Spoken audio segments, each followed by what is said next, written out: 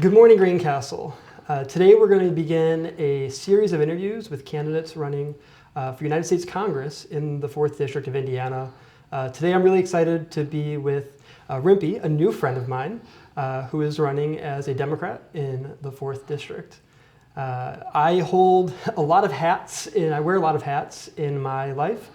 Today I'm just a citizen from Greencastle looking to learn more about the people who are running to represent us in Congress. So Rimpi, thanks for joining me. Thank you so much, Vincent, for this opportunity. Thank you. Absolutely. I'm really excited to get to know more about you. I know we've spoken once before, but it was brief and we didn't really get a chance to dive in. So I'm really excited for you to be here. Thank you. Thank you. Yeah. Same here. Yeah, thanks. I'd love for you to kind of fill me in. Today's about you.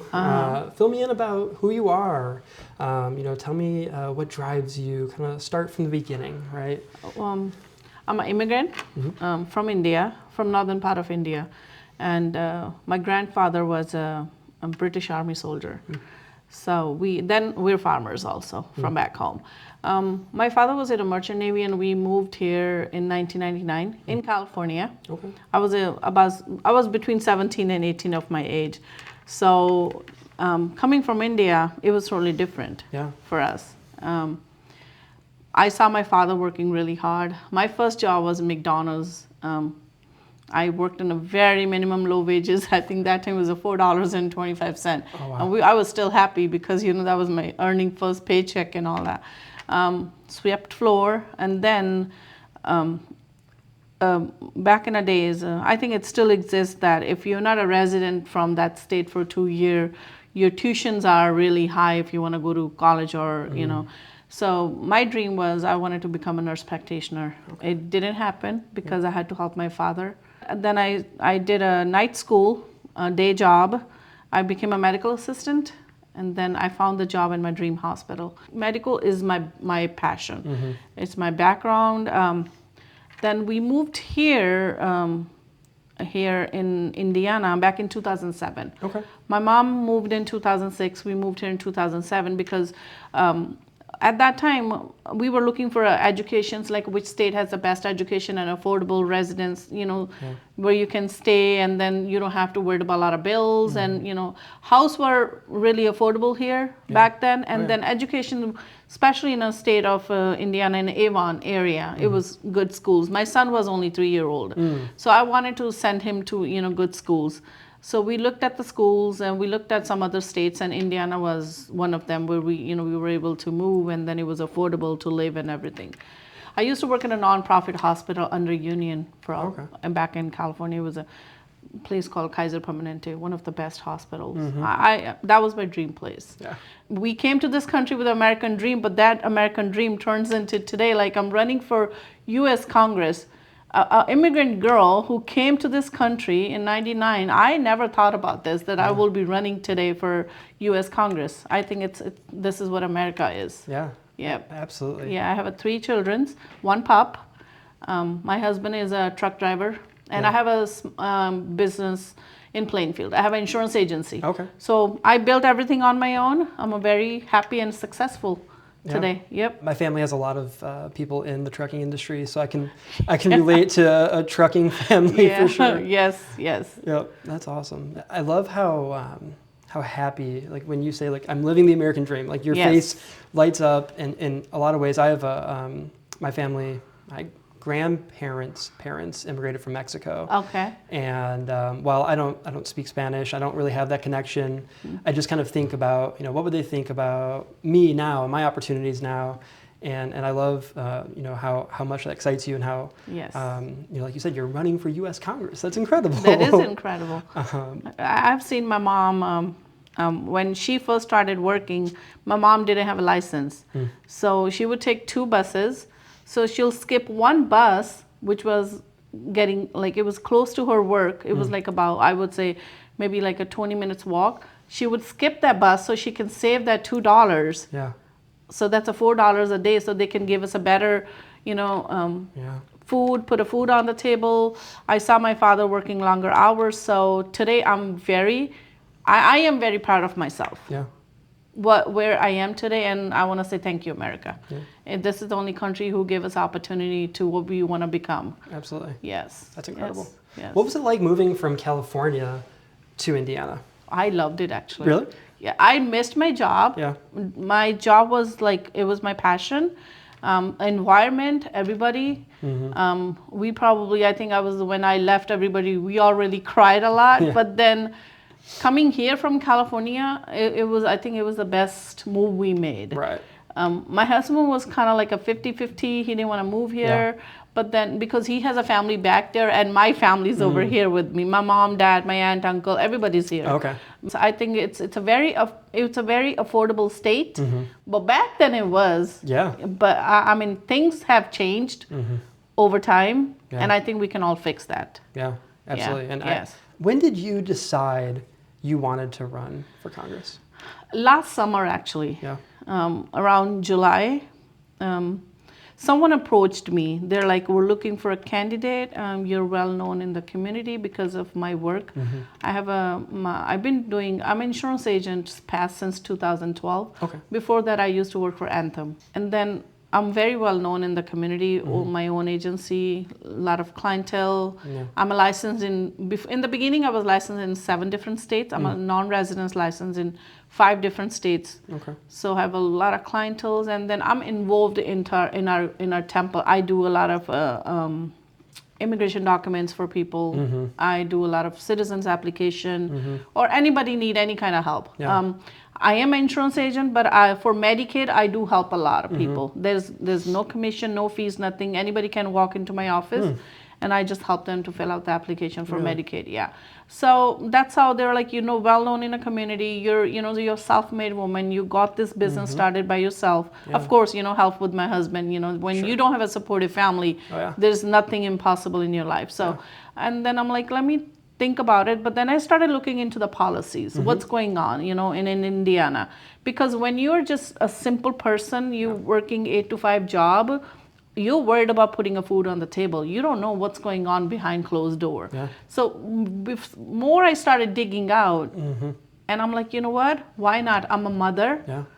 I'm a businesswoman. This is going to impact our next generation. So I need to run, and I can run. Yeah. I can win if we put efforts into this, and then the change and growth we need.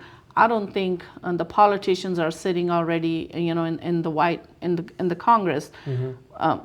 They're not doing anything for us. It's us who know what's going on in our life daily basis. What's our needs every day? Yeah. A normal family's needs it's a food, healthcare, and that's what we need. Yeah.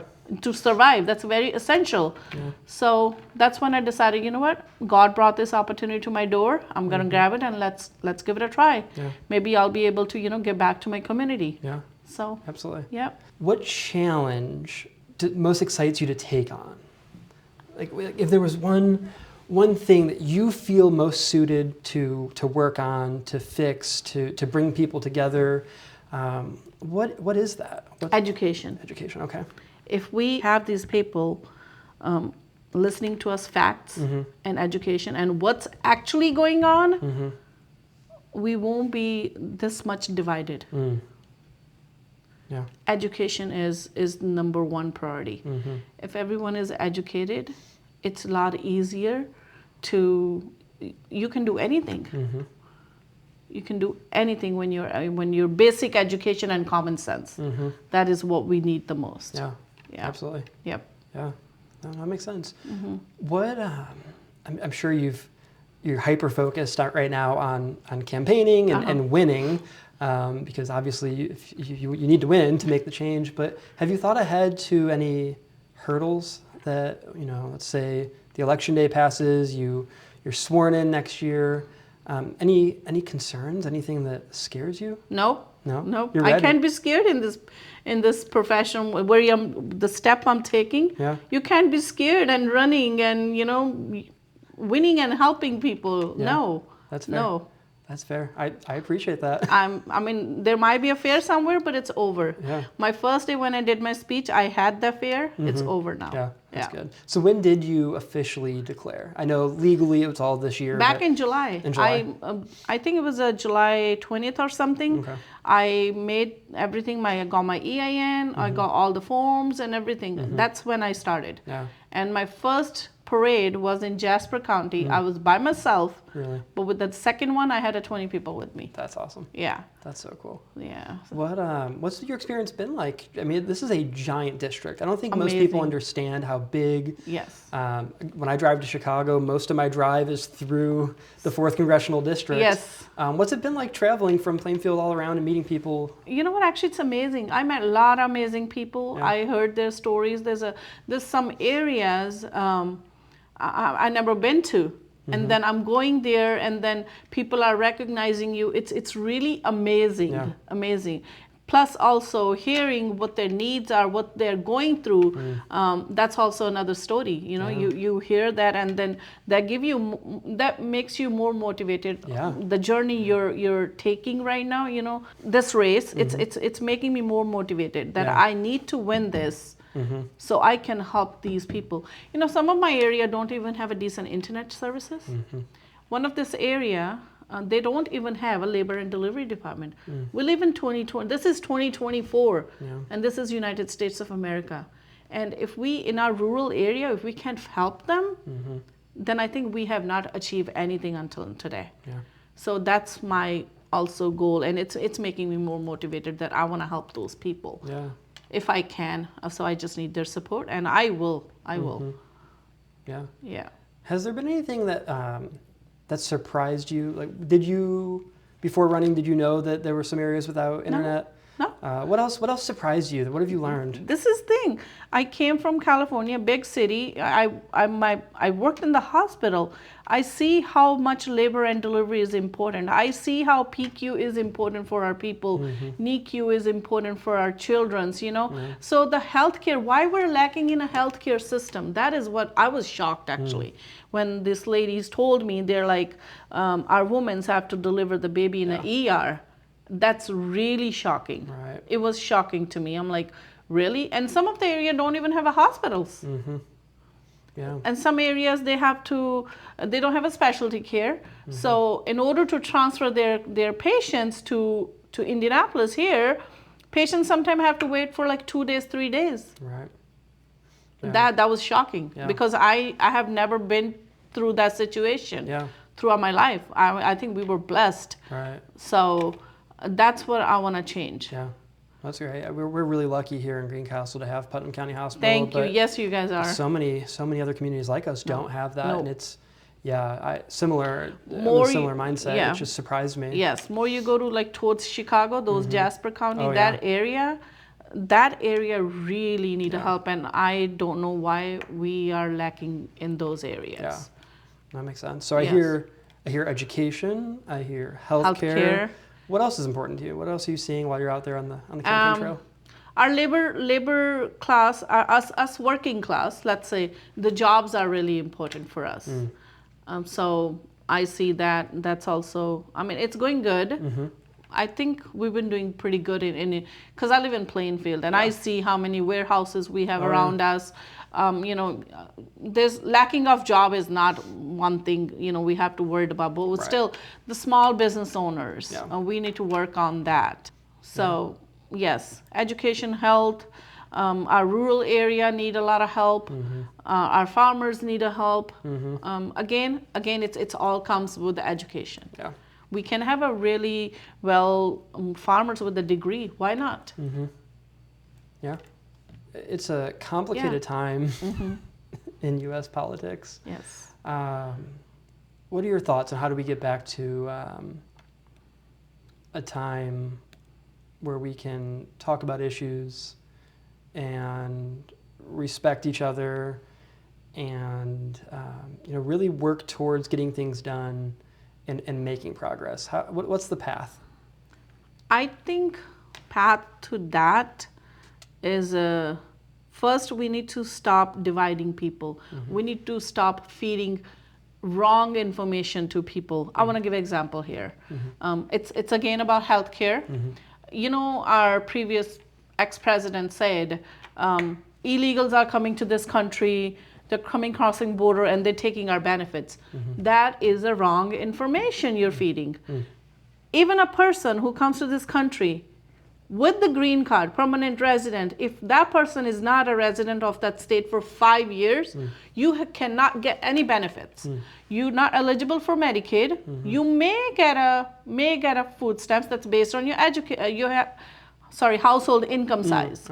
But there's no healthcare is provided to them. It's 5 years.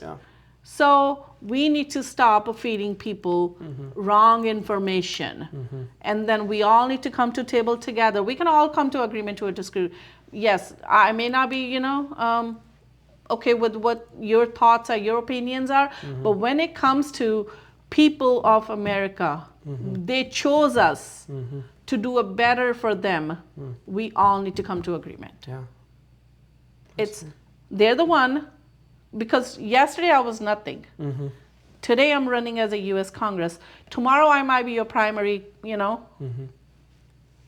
candidate. So who put me there? Who is going to put me there? Vote our voters, right? So we need to think about them before anything else. Absolutely. We need to put our egos behind us, and then we need to move forward. Humanity is first. Absolutely. Absolutely. And if we can forget, I think people became more selfish, and they forgot what's going on around them, and they really don't care. And that's what we need to focus on also. And I don't always think it's intentional. It's not intentional. But it just happens. It's the timing we're living in right now. It's modernization and everything, but then it has taken a lot away from us. Absolutely. So instead of want to say, instead of moving backward where we first started, where women were not allowed to vote, look where we at today. We need to focus on that and keep moving forward. We cannot turn back the clock.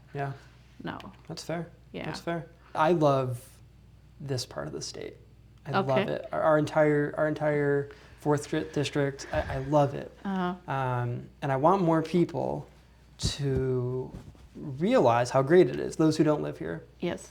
What are some things, and obviously you're living in Plainfield areas, so you have a little bias there, but what are some things that people should be thinking about and enjoying in the 4th District?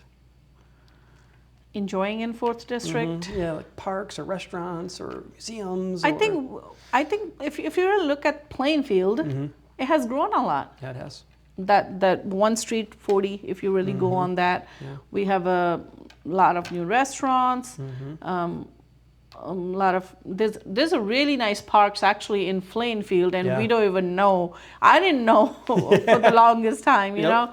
So I think we need to have a more community events where everybody gets together and get to know each other. And move forward and enjoy maybe like an international festival. So enjoy everybody's food, go out. People do actually go out a lot. People like parks. Plainfield parks are really nice. They're nice. Avon is doing really great right now with all the businesses, all the restaurants are opening and everything. Again, we need more, I think, like community events where we can, meet and enjoy ourselves when we're not working. More farmer markets. Because I remember that when we first moved here, I remember I went to JCPenney, and then this lady goes like, I never seen you. I mean, that was amazing. The employee told me from that store. She was like, "Are you new here?" I'm like, "Yeah, we just moved here." She was so happy, and then she was like, "Welcome, and enjoy, and this and that." I was so happy. I'm like, we have never seen that in California, also where I came from. People think people from California, New York, and Chicago, they're rude. We're not rude. That's just how we talk, and that's how we look. But we're not rude if we really get to know to each other. But then when I first moved, that's something I really liked. Even though when I had a plaza here, Cloverdale Plaza, I was the owner for that place for 1 year. I owned that place for, I think, October 2017 to until 2019. Okay. But I had enough. I gave up because I have my own business, my insurance agency, and then I had a really hard time keeping up the employees. I bet. We had 32 employees. It was a full, that travel plaza need a lot of people to run. So when we first got in, my husband told me, oh, all you have to do, just go there, do your checks and balances and come home. I came to find out that really hard way. One day I didn't go home for 2 days. Oh, no. I had a bed upstairs. Oh, no. Then I told him, like, you know what? You can just, I really don't want to come here. I love the people, but then when I found out, a lot of people had a different perspective about Cloverdale or, Greencastle area. Yeah. People are actually really nice in this area, what I came to find out at that time. But I think if you give a smile, you get a smile in the back. You give a bad impression to other people. Yeah. It's a two-way street these days. Absolutely. Yeah. Absolutely. Yeah. I try to tell when I'm mentoring students who are coming here from out of state, I always tell them, like, it's just different. Like, it's different. If you walk around with your head down, your headphones in, that's fine. Yeah. But if you look up, people are going to smile and say hello. And we like our lakes. Yep. Remember, we like Bloomington. We like that area. Yeah. We are happy with that. Yeah. People say there's nothing to do in Indiana, but when it comes to find out, there's a lot to do in Indiana. There's so much to do. There's so much to do. So, I mean, I like it here. Yeah. And I don't think my husband still wanted to go back to California. Really? And I told him, I'm not moving. Yep. You're more than welcome to move. Yep. And then maybe you can move there for winter time with your sisters. Go spend a couple months and come back. That's a good compromise. Yeah. I really don't mind, but I am not moving from Indiana. Yeah. No. I love it. Yeah. I love it. I love it. What haven't I asked you that you want me to ask? I mean, you asked pretty much about everything. I'm happy where I am at today. One thing I know that whatever, if I look at something, if I want something, and I'm determined to that, and I always got that in my life. So I'm happy where I am today. Yes, there's still a part in my life that I always wanted to be a college graduate. I couldn't do it. Immigrant family, you have to, help I was the oldest child, and then I saw my father working 16, 15 hours a day. That time we used to live in San Jose, and he used to drive to Gilroy. It's like, I don't know if you know that. It's like a long drive every day, leaving 5 in the morning, coming back like 10, 11 at night. But then one thing we really did, we all pretty much tried to have a dinner together. We used to put a bed sheet on the floor and then sit together and eat. My mom, she never had to do anything back home in India. Came from a farmer's family, but then still, she had when I saw her working really hard for us. So then I'm like, you know what? Maybe I'm in education. You can get it any time in your life. But then this time, it's my duty and obligations to my mom and dad. So, that is a very blessing thing you have in your life. Not everybody has that. I'm very blessed. My mom and dad's here, my aunt and uncle's here, my brother, my sister-in-law, my husband. My husband is my backbone. Starting from my opening up my insurance agency, running this campaign, if he is not there with me, and my kids, I don't think I am able to do anything in my life. I don't have to worry about, home right now. So I'm here. My kids are, one is 18. No, one is 19, one is 21. Okay. They both are in college. Nice. And I have 11-year-old. Oh, wow. And then I have my small pup. He's 3-year-old. What's his name? Romy. Romy, yeah. Oh. Yeah. I mean, right before I came, he was like, he want to go out. I'm like, I can't take you go out today. Yeah. So I think I got everything what I needed until now in my life. Yes, the path was not easy. Right. It's hard when we come from a different backgrounds and from different perspective, different families. But everything worked out until today. And it will, I think, in this race, it will work out for me. Community is with me, my community. They're very supportive. We were able to collect really good funds for the campaign. That's great. Only had 2 fundraisers, but then we did really good. I mean, what else I can ask for? I have my campaign manager. You guys are around me. That's everything is here right now. What's happening? It's all blessings.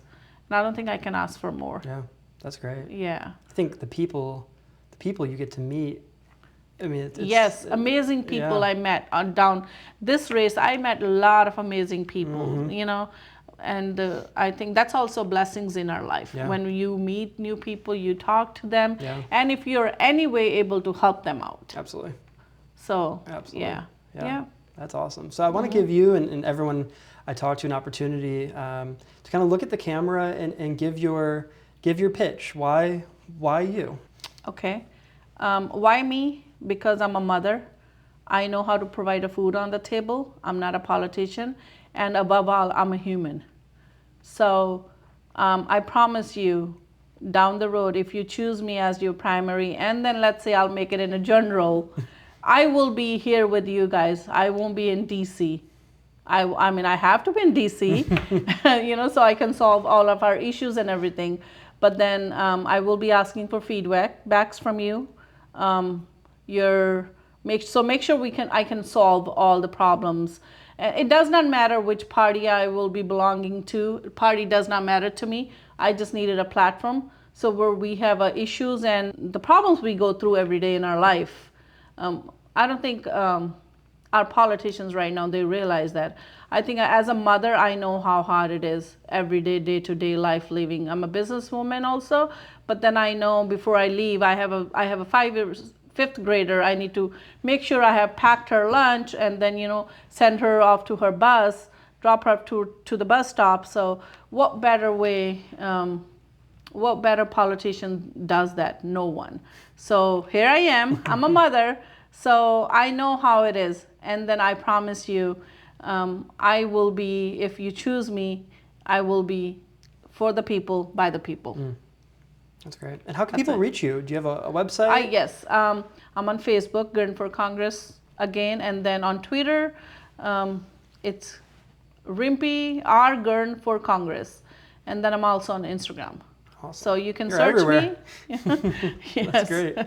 That's great. Yeah. Well, I really appreciate you coming today. Thank you. I hope everyone watching is excited to learn more about you. Thank you. And if you ever need anything in Greencastle, I'm here.